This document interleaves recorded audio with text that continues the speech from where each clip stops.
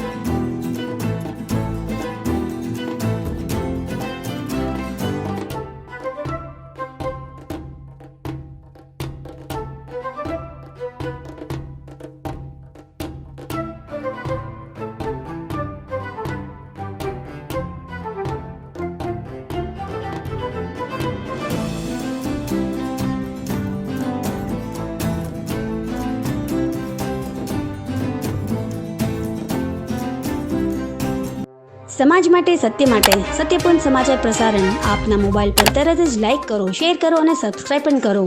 અને હા, ઘંટડી વગાડવાનું ન ભૂલશો. આભાર.